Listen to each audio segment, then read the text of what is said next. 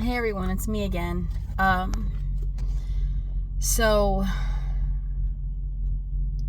today is a much better day. And I gotta tell you that, like,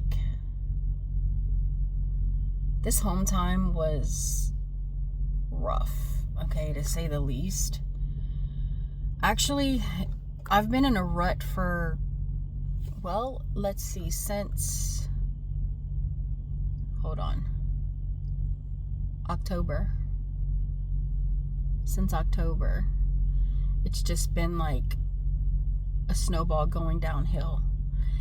And it ultimately led to this home time, which, a funny thing about when you make plans in life, I don't even know why I bother, to be honest with you.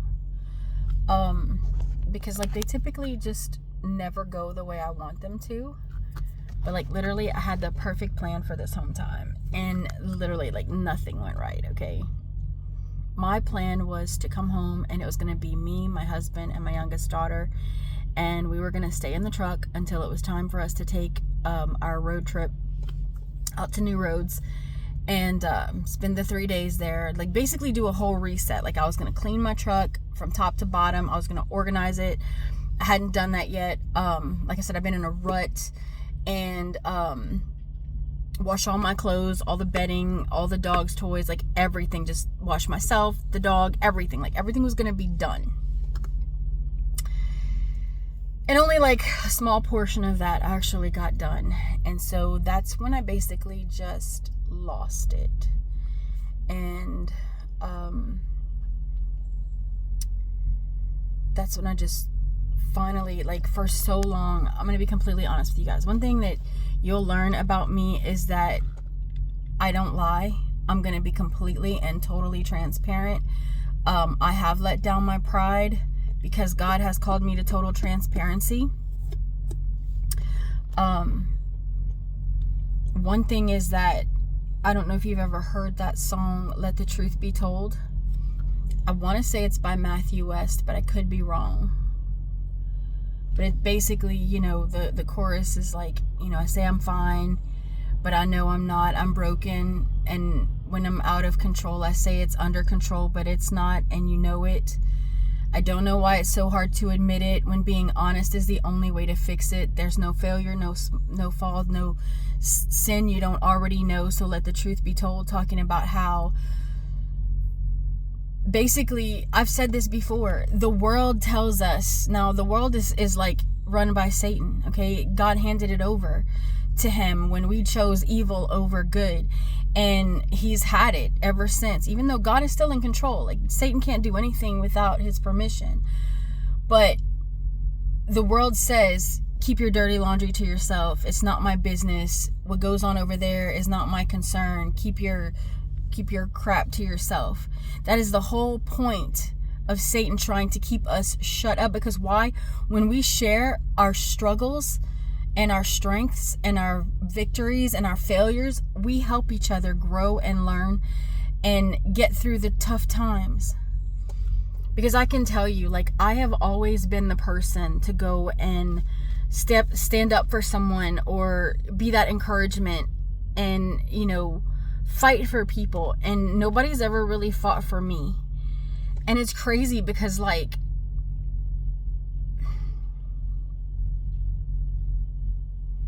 in the midst of my anger with God, I was blaming him for everything and so mad, and I was questioning my faith and questioning his goodness and questioning every promise that he ever made. He sent an army of people to rescue me.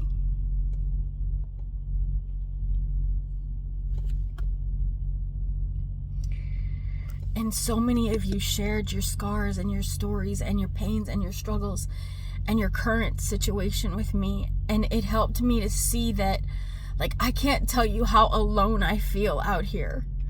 alone in my pain, alone in my suffering, alone in my questioning, alone in my anger, alone in my sacrifice, alone in my submission. Like, I knew there were others like you out there. like others like me out there who completely submitted to God, who loves him, who has completely just given up everything for him and just like said, okay, God, let your will be done and not mine. But I didn't actually like know who you guys were. And while I still don't know who you guys were, but your voices, you let your voices be heard to me. You reached out, you took time out of your day to listen to my story, to hear my pain, to see me and to see my struggle. And then not only that, you took the time to pour out your strength into me when I so desperately needed it the most. Like, you have no idea. I cannot begin to tell you how encouraging and empowering and just amazing that was for me. Like, it turned everything around. And it's funny because like this past week has been one of the most hardest home times I've had, and third time in a row that I get sick right at the end, right when I'm about to go on the road. And it's like, it's a bad look. Okay, it's a really bad look with this company. I started at this company in September. I've only come home 3 times, and all 3 times I've gotten sick and I've had to extend my stay.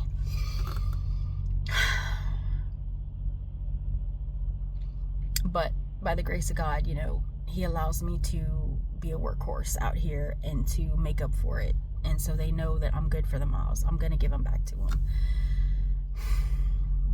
I just feel like it sucks because I feel like, you know, part of me says, you know, I'm still a new driver. I've only been here for 6 months. So like, is that really long enough to prove myself, you know, to where they know that I'm not just making this up to have longer home time?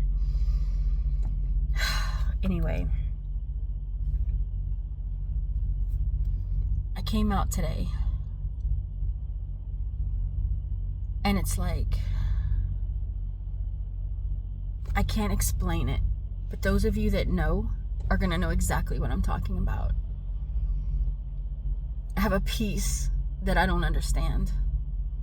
Even though I'm still hurting, even though I'm not 100%, even though I still, like, I'm still in that struggle phase, I have peace and I have joy. And then not only that, like, I feel so light. And like, something else that I've realized is that so I have autism, I have ADHD, dyslexia, and OCPD. And a lot of times those things clash with each other, like when I'm really, really stressed out. And like, top that off with perimenopause and like PMS at the same time, because I'm doing both. I still haven't, you know, completely shed my cycle, so I'm not in menopause. I'm like, it just, I never know what to expect, okay? And like, I don't know, this past week, it was just, I didn't even recognize myself. And it's crazy because like, in my mind, in my flesh mind, in my flesh understanding, it was such a crap week. It was so bad. Like, except for the, you know, there was a few moments of good times. Like, okay, in the beginning, when my husband came and met me in Mississippi, the drive back, you know, reuniting with my daughter, spending that time with her, and then like, going on the 3-day trip, and then spending the day with my daughter. Like, all of those times were awesome. But like, the rest of the time, it was a struggle. And even like going to this trip in New Roads, like, I wasn't able to just relax. But it's a funny thing about God, because, and this is something that I forgot that he reminded me of today on the way out. Romans 8:28. And I say this in every single one of my grateful videos. And I understand it to the core. But like, it's crazy how when you're in the midst of that darkness, in the midst of that storm, that you forget the simplest of promises that are so meaningful. And that's where I was. And he took this week that the devil intended for destruction to restore me. And I didn't see it until I left town today. I was looking back on the week and just feeling that like I can breathe again. And like I said in my previous video, that sickness, I truly believe, was God purging me of the demons that I was refusing to fight against because I just couldn't anymore. I just didn't have it in me anymore. And it's crazy because like God is not conventional, okay? And I forget this about him. Like you say, God, rid me of these demons, and you're thinking, oh, he's just going to put his hand on you, pull them out and throw them out into pigs in the ocean, you know?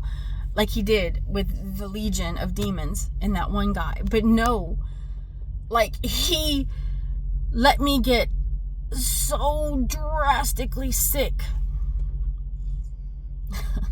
for 2 days straight to purge me of those demons and that darkness that I was carrying, that I couldn't fight on my own. And like, I'm going to tell y'all, like spending time with Jesus was so difficult. And today, like I look forward to it. And another thing is like, I overthink things, okay? Like I was saying before with the autism and ADHD and all that, I overthink my relationship with God. Like, I feel like because I'm a very, like my mind is it has to be structured. It has to make sense. Otherwise it gets jumbled in my head. And so I translate that into my relationship with Christ. Like, it has to be organized. It has to be, you know, I have to spend 5 minutes doing this, 10 minutes doing this, 15 minutes doing this. Otherwise, I'm not a good Christian. I don't love Jesus, you know? And it just doesn't work that way because we're messy. Our lives are so messy. This world is so messy. And what matters most is that we acknowledge him in every moment and step with him in everything that we do, every motion, you know, we involve him. And it's like, I've been so hard on myself and beating myself up because I don't get up first thing in the morning and spend 30 minutes praying. And then, you know, praising and worship, and then reading my Bible before I get going. Like, it is so hard for me to get out of bed. God doesn't require that of me. Like, why am I putting these legalistic things on me? And I've been doing that, and it's been hindering my relationship with God because it feels like more like an obligation than a privilege. It feels more like a job than a gift.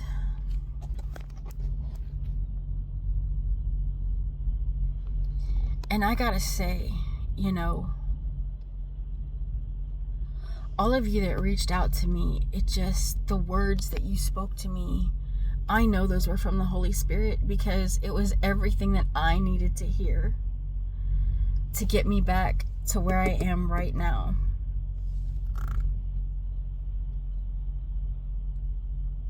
And I'm just in awe because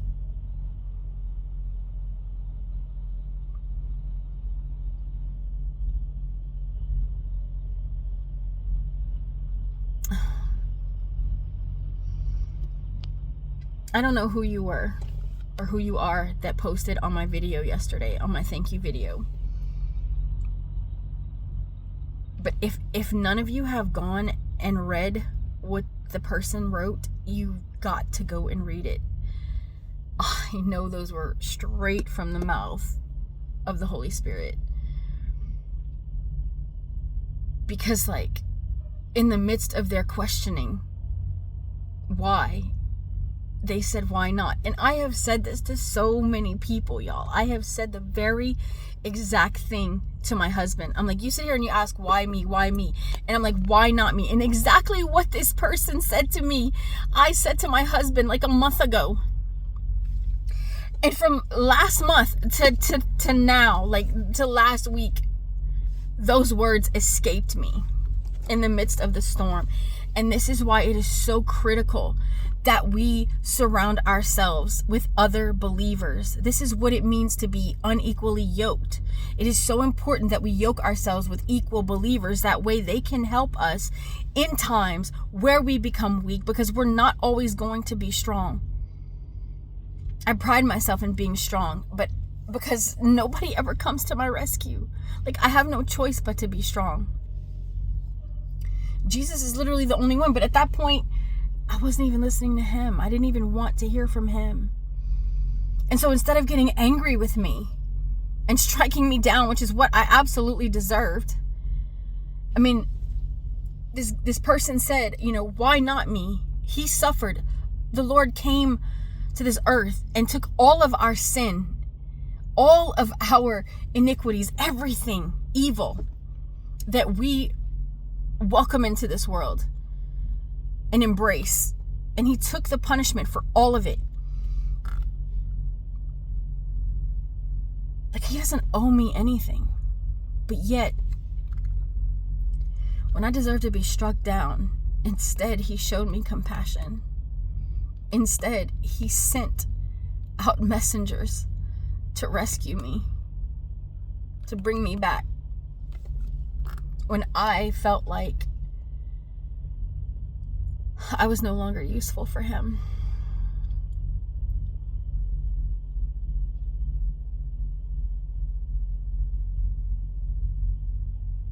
I have promised him I would never give up. I would never quit. I would never quit fighting.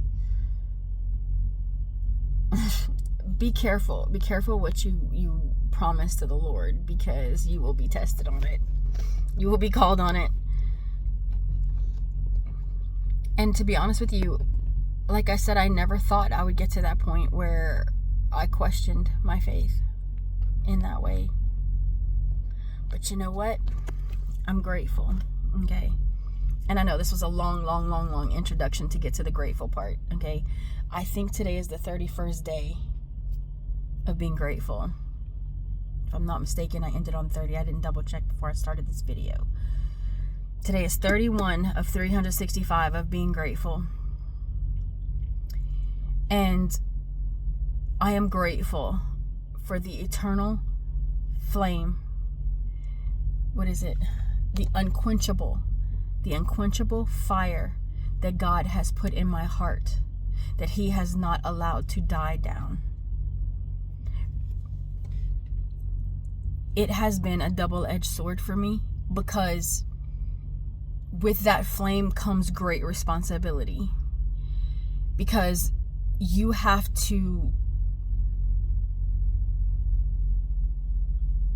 in essence, keep fighting when you don't want to. You have to choose Jesus when it's the hardest. You have to crucify your flesh when all you want to do is give in.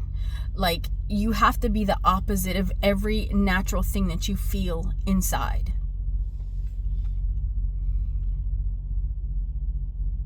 And so, it's not always a beautiful thing to us as humans.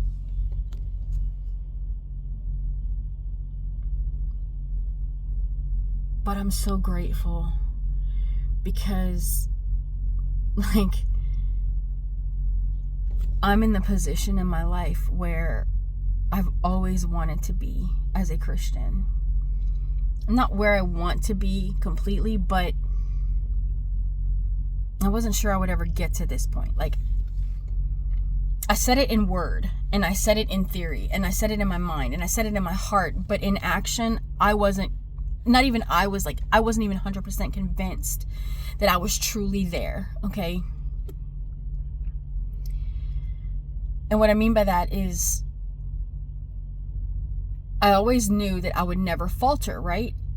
If I've ever been given a Job test, I don't care how long it is, I'm not going to turn my back on God, right? Part of me still questioned if I would. Like, would I really stick by my word?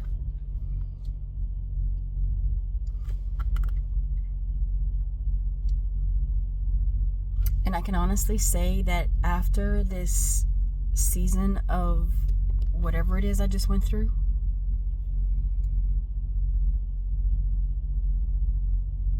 I can honestly say that I'm there. And I don't question my faith at all. And I don't question if I need God. And I don't question if I want him. And I don't question if he's there. I don't question his goodness. I don't question, and I'm not going to sit here and act like I will never go through this again. I have no idea.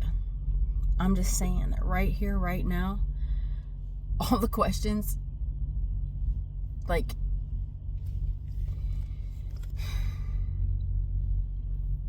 I'm going to try to explain this in the best way I can.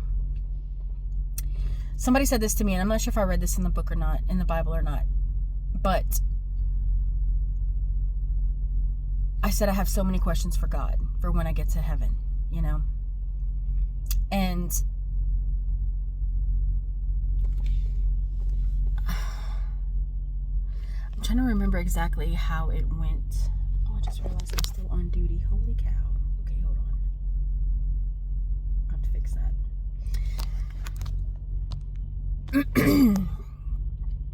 And again, I don't know where this came from, okay? If it was something God spoke to me, or somebody said it, or I read it somewhere, I couldn't tell you. You might be able to help me. But the idea is that when we get to heaven, there will be no more questions. Not because when we get there, we're going to ask God all the questions and he's going to explain it to us. But because when we get in the presence of Jesus, Jesus is going to be enough. Like when we get in the physical, actual presence of God, that he is going to be enough, and none of the questions will matter. Like, we'll have everything that we need right then and there. So, like, literally, all will be fulfilled. And that's kind of like where I'm at right now. Like, I'm just so at peace and so content. And y'all, I can't even tell you, I don't even know if I've ever felt this before. Like, I've had bouts of peace, I've had bouts of joy, I've had bouts of relief, but like this here is unlike anything I've ever felt before. And I don't know how long it's gonna last. I just know that right here, right now, like, I got my reset. Like, it wasn't at all like I planned. It wasn't what I thought I needed. But somehow, it reset me. It reboot me. And that is the power of God. That is the power of Jesus. Like, everything that he orchestrated this week. Like, in the chaos of the devil's attacks. Like, using my own children against me, okay? Like, I mean, there were no, like, he did not hold back. The devil did not hold back, okay? Like, shots fired at every angle, okay? Up until today. And it's like,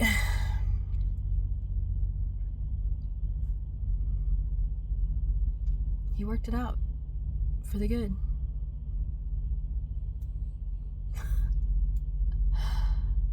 I could not tell you how. I could not tell you how that happened. I couldn't explain it if I tried.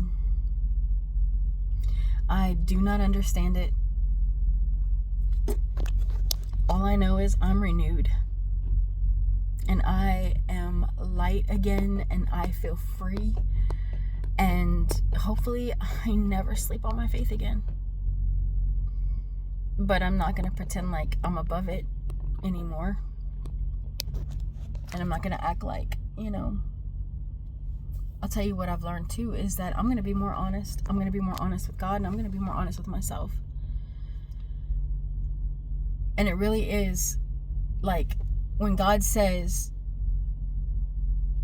the truth will set you free, it really is like legit. There is freedom in truth. And that is not just like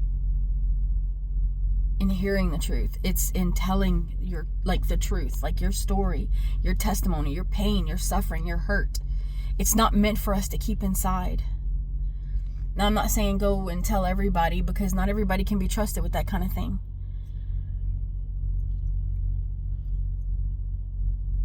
I wouldn't even encourage anybody to make videos on social media like I do. I believe that I was called for that purpose at a certain time in my faith, when God knew that I could handle it. I don't care what people think of me. I don't even care what my own children think of me, okay? My own mother, father. I don't care what anybody thinks of me. Like, nobody. My husband. I don't care what anybody thinks of me, okay? Honestly, I don't even care what I think of me. I only care about what Jesus thinks of me, okay? So, like, what anybody says about me or to me, it literally does not matter. So God had to make sure that I was in that state of mind, in that space, before he even called me to do something like this. Because I get ridiculed. I get mocked. I get, even by my own children. And I don't care. Like, it does not faze me, okay? Does it hurt? Yeah, sure it does. I mean, I'm still flesh. But like a lightning rod, And so I just want to encourage everybody today that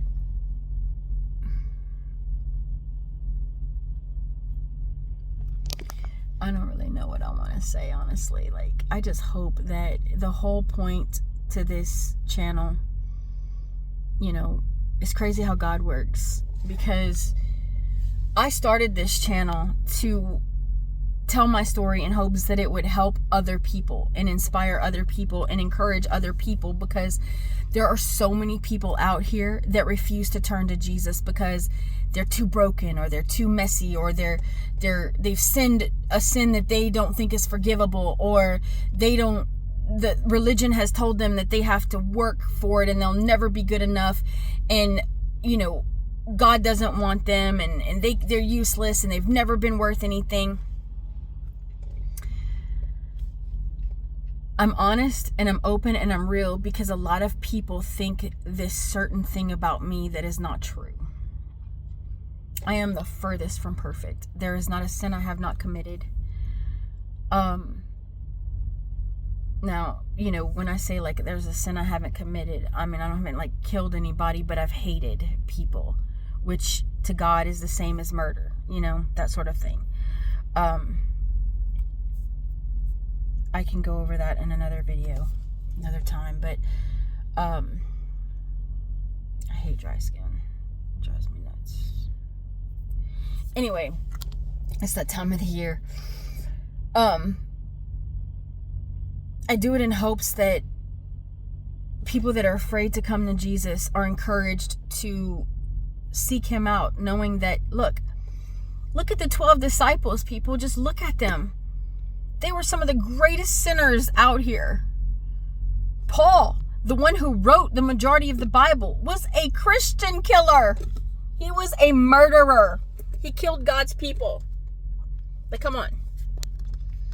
Yet, Paul is one of my greatest heroes.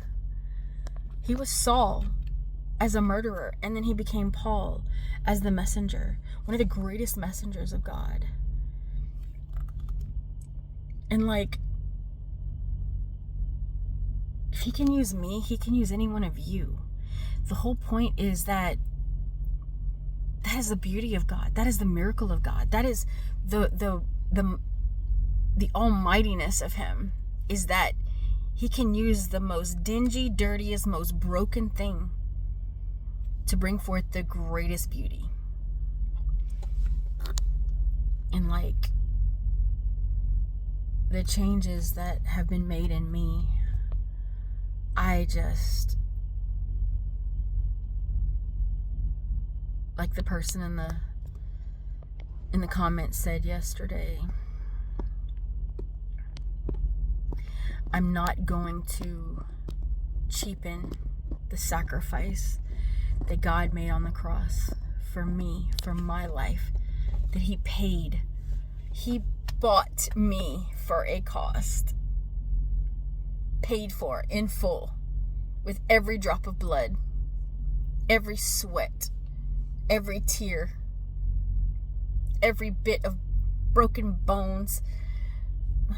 Wait, did he get any broken bones? I don't think he didn't have any broken bones.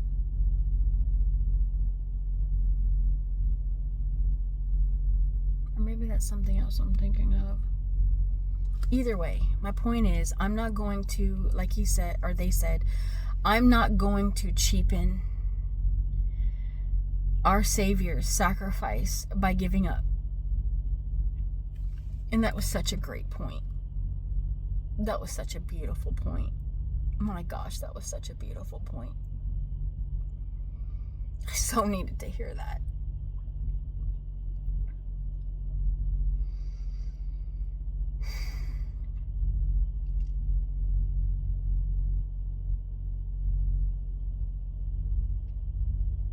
I'm grateful. I'm grateful for that unquenchable fire that he has put in my heart, even though sometimes it feels like a curse. But it's not.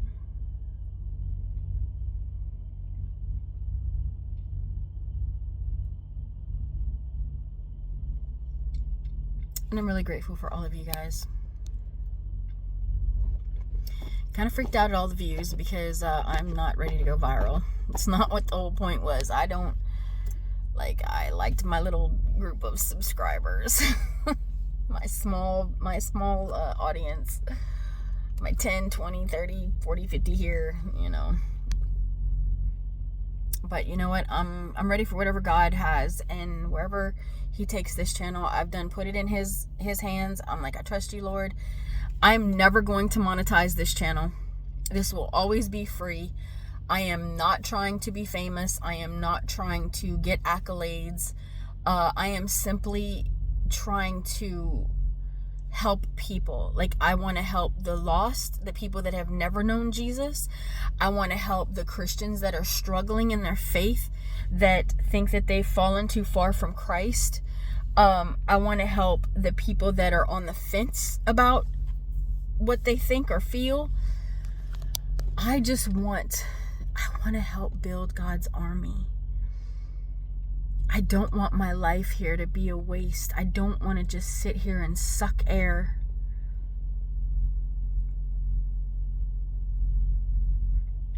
And the greatest thing I want to leave behind is that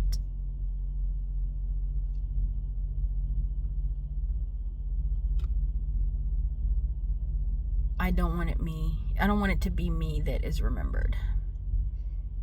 My biggest hope is that it's Jesus that you remember, not me.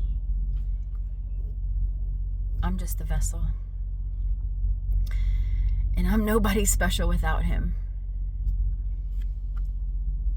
I'm not even the least bit good without him. And I'm just so grateful for all of the reminders this week.